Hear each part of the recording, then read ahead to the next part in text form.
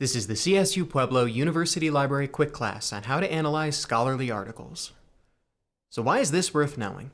Well, scholarly sources form the foundation of academic research. They're used in all majors, all academic disciplines. The problem is that these sources can be really difficult or intimidating to read.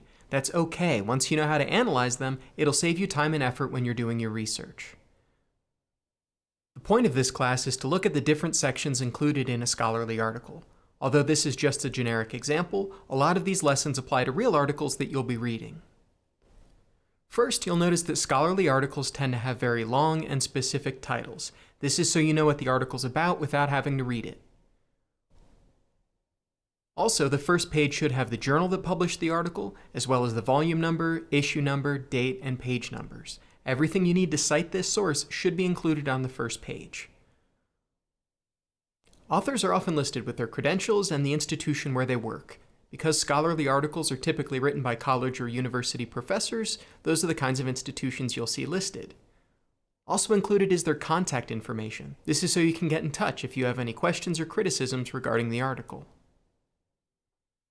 If you see a series of dates, these correspond with the peer review process. This way you can see when the article was first submitted, revised, and finally accepted.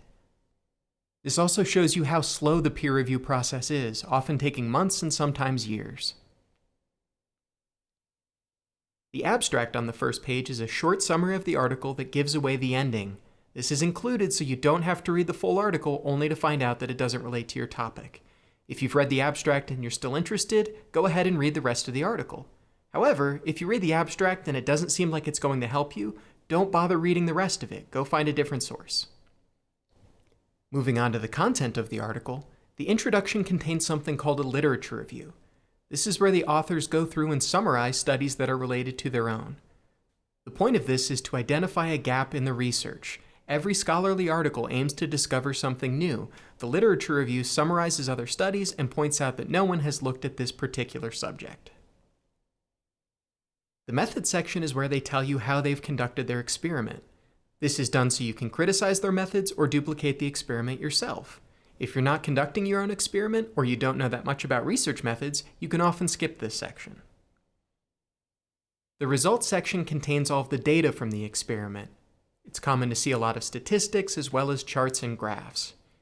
If the research you're doing relies on quantitative data, the results section is very important.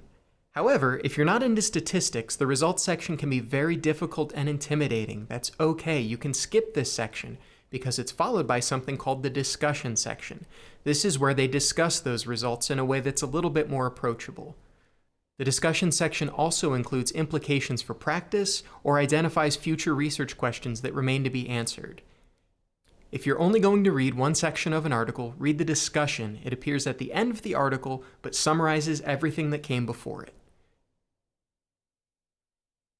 Finally, every scholarly article ends with a reference list. This is helpful because you know that the authors have done their research, but it also gives you a